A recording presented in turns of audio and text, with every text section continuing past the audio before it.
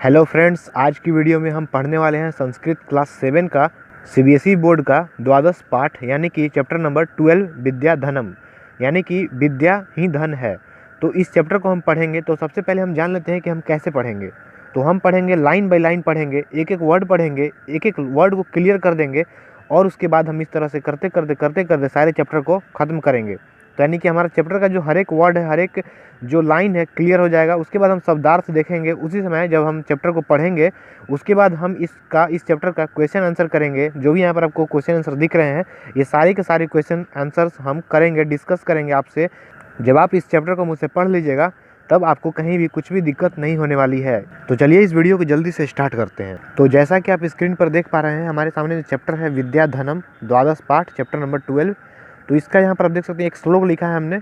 उसके बाद इसका शब्दार्थ करेंगे। शब्दार्थ करने के बाद हम इसका अन्वय करेंगे और अन्वय करने के बाद हम इसका सरलार्थ करेंगे यानी कि अर्थात करेंगे। तो इसी तरह हम सारे श्लोक को पढ़ेंगे। तो चलिए हम इसको सबसे पहले वाले को स्टार्ट करते हैं। न चौरहार्यम न च राजहार्यम। तो देखिए इसका वर्ड मीनिंग देखिए। चौरहार्यम यानी कि चोर के द्वारा चुराने योग्य, राजहार्यम यानी कि राजा के द्वारा छीनने योग्य, न मतलब कि नहीं, च मतलब कि और।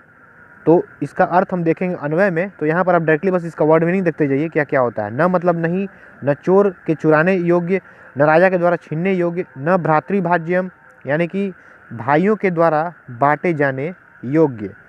और उसके आगे क्या लिखा है, न च भरकारी, न च भरकारी। भरकारी में यानी कि भार बढ़ाने वाला, जो वजन बढ़ाता है वो। ठीक है, उसके आगे देखते हैं व्यय कृत्य। व्यय कृत्य मतलब खर्च करने पर। और एव मतलब कि ही, एव मतलब कि ही। और नित्य मतलब कि रोज, नित्य मतलब कि रोज, रेगुलर बेसिस पर। नित्य मतलब कि रोज, रेगुलर बेसिस पर। तो अब हम इसका अन्वय करते हैं, इस श्लोक का अन्वय। देखिए अन्वय क्या होता है कि जैसे कि ये जो लिखा हुआ है इसी को हम थोड़ा सा आगे पीछे करते हैं अपने अर्थ बैठाने के लिए, कि हमारा सही से अर्थ लग सके। तो अन्वय आपको एग्जाम में नहीं करना है, अन्वय करने के लिए नहीं आएगा। आपके एग्जाम में जो आएगा डायरेक्टली क्वेश्चंस आएंगे। तो आप क्वेश्चंस कैसे कर पाएंगे, जब आपको उसका सारा का जो सरलार्थ आपको पता रहेगा कि ये श्लोक क्या कहना चाहता है। मतलब कि ये श्लोक क्या कहना चाहता है, आपको बस इतना जानना है। और उसके बाद आपको इस श्लोक को आपको एकदम परिचित हो जाएंगे आप इस श्लोक से। इसी श्लोक से क्वेश्चन आएगा, आपको श्लोक दिया रहेगा एग्जाम में, न कि अन्वय दिया रहेगा। तो आपको इससे क्वेश्चन करना है, लेकिन इसको समझने के लिए हम अन्वय करते हैं। अन्वय करने के लिए हमको वर्ड मीनिंग पता होना चाहिए ताकि हम सही से उसका वर्ड मीनिंग लगा सकें और उसका सरलार्थ लगा सकें। तो आपको वर्ड मीनिंग पता चल चुका है, अब हम इसको अन्वय करते हैं। अन्वय आपको उतना जरूरी नहीं आना, ये बस टीचर समझा देता है, बस इतना समझ लीजिए। देखिए विद्या धनम सर्वधन प्रधानम। विद्या धन सर्वधन प्रधानम यानी कि विद्या सभी धनों में प्रधान है। ठीक है, ये तत् मतलब कि यह न चौरहार्यम, न चोर के द्वारा चुराने योग्य है, न च राजहार्यम, न राजा के द्वारा छीनने योग्य है, न भ्रातृभाज्यम यानी कि न भाइयों के द्वारा बांटे जाने योग्य है, न च भरकारी और न ही भार बढ़ाने वाला है। यह खर्च करने पर, यह व्यय कृत्य खर्च करने पर, नित्य मतलब कि रोज, यहाँ पर अवश्य लिखा गया है, रोज रेगुलर बेसिस पर वर्धते यानी कि बढ़ता ही है। एवं मतलब कि ही, बढ़ता ही है, कभी घटता नहीं है। तो आपको ये क्लियर हो गया होगा क्या है, आपको एक एक वर्ड क्लियर हो गया है। ठीक है, तो हम अगला श्लोक देखते हैं। तो अगला श्लोक है हमारा, यहाँ पर आप देख सकते हैं विद्या नाम नरस्य रूपम धिकम प्रच्छन्न गुप्तम धनम। ठीक है, यानी कि नरस्य मतलब कि नर का, मनुष्य का। ठीक है, विद्या मतलब जानते हैं, नाम मतलब जानते हैं कि विद्या नाम जो चीज़ है, जो विद्या क्या है। ठीक है, तो रूपम अधिकम मतलब आपको पता होगा अत्यधिक रूप। ठीक है, यानी कि अत्यधिक सुंदर। प्रच्छन्न गुप्तम मतलब कि गुप्त से गुप्त, मोस्ट सीक्रेट। धनम मतलब कि धन। भोगकरी मतलब कि भोगो यानी कि प्लेजर, जो खुशी मिलती है उसको बोलते हैं। यश मतलब कि पता है। सुखकरी मतलब कि पता है। सुखकरी मतलब कि सुख। विद्या गुरुनाम गुरु, गुरुओं का गुरु। विद्या बंधुजन अपने लोग। विदेश गमने विदेश जाने पर। ठीक है, इस तरह परा मतलब कि सबसे बड़ा। राजसु मतलब कि राजाओं में। ठीक है, तो इसी तरह आपको ये पता चल गया। विहीना मतलब कि विदाउट, रहित। तो अब हम इसका अन्वय करते हैं। तो यहाँ पर आप देख सकते हैं अन्वय लिखा हुआ है विद्या नाम नरस्य अधिकम रूपम प्रच्छन्न गुप्तम धनम अस्ति। इसका मतलब ये हुआ विद्या नामक जो धन है मनुष्य का, नरस्य नर का, यहाँ पर षष्ठी विभक्ति है, मनुष्य का अधिक रूप। ठीक है, अधिक सौंदर्य होता है और गुप्त से गुप्त धन होता है। यह गुप्त से भी गुप्त धन होता है। क्या होता है, विद्या जो है ये आदमी का अधिक से अधिक रूप होता है और गुप्त से गुप्त धन होता है। विद्या भोगकरी यशः, विद्या जो है ये क्या है, भोगकरी है, यशः है, सुखकरी है। तो यहाँ पर देखते हैं नीचे में क्या लिखा हुआ है, विद्या भोगों को देने वाली है, यश सुख प्रदान करने वाली है।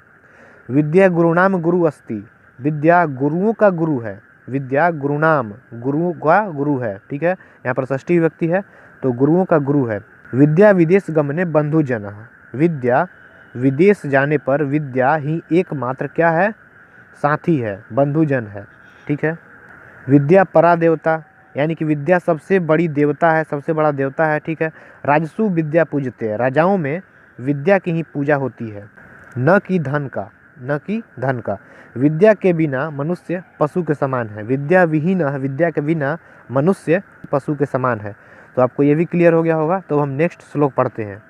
तो जो हमारा नेक्स्ट श्लोक है, केयूराह न विभूषयंती पुरुषम हारा न चंद्रोज्ज्वला।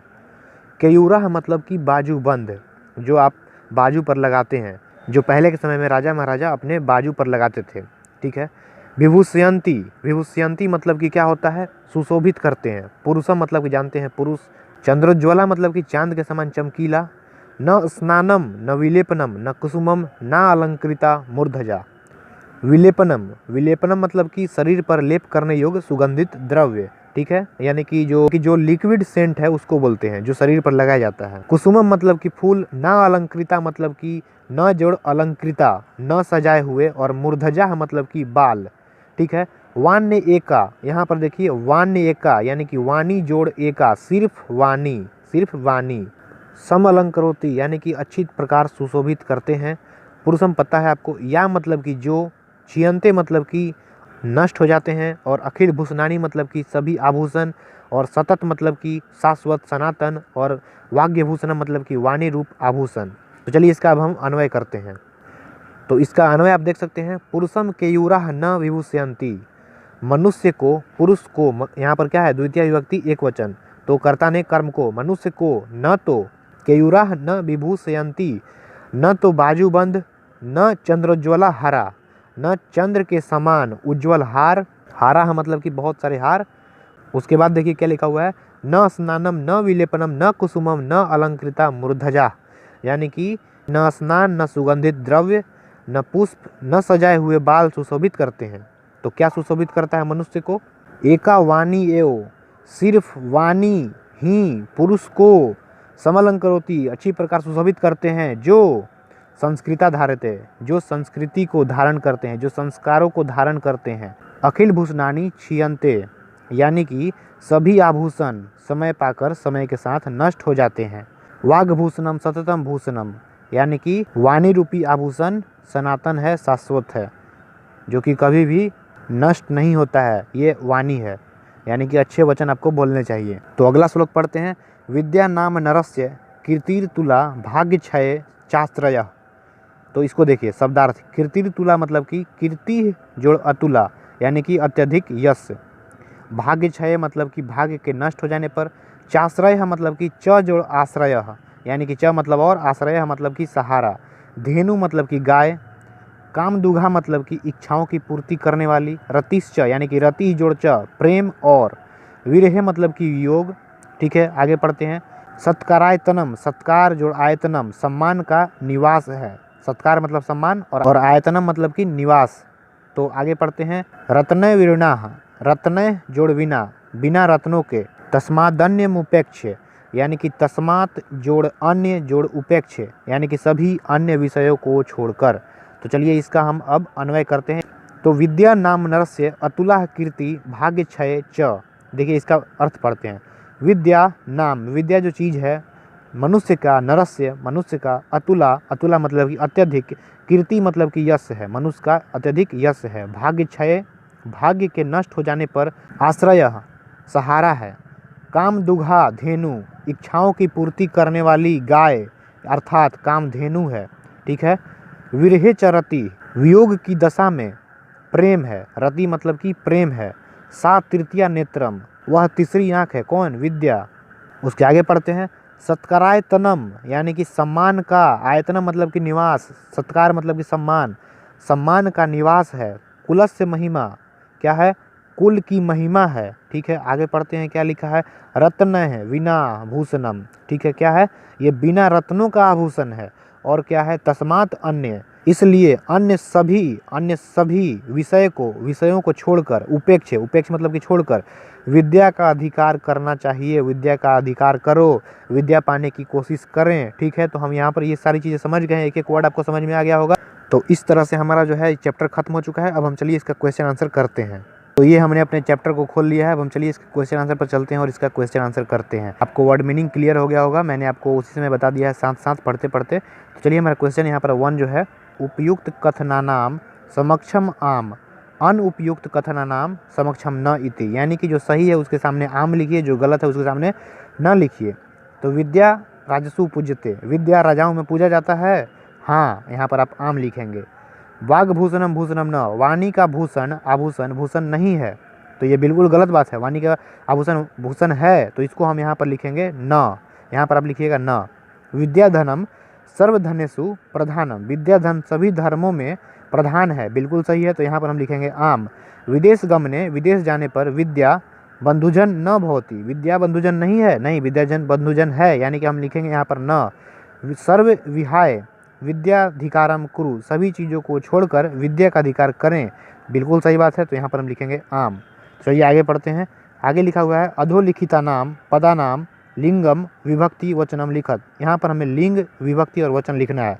तो लिखिए यहाँ पर नरस्य बालकस्य जैसा चलता है, षष्ठी विभक्ति है, लिंग है, पुल्लिंग है, विभक्ति है, षष्ठी विभक्ति, वचन एक वचन।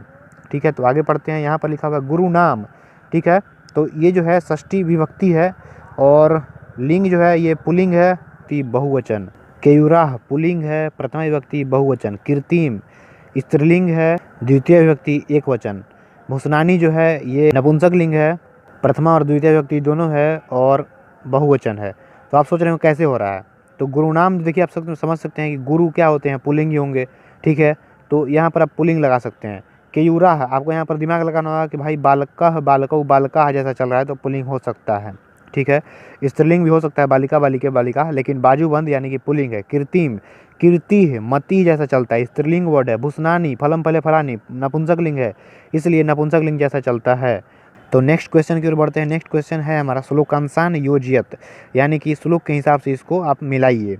तो विद्या राजसु पूज्यते न ही धनम, विद्या राजाओं में पूजा जाता है न कि धन। ठीक है, तो आगे पढ़ते हैं। यहाँ पर देखिए इसको मिलाएंगे इससे, विद्या विहीना पशु, विद्या के बिना पशु है।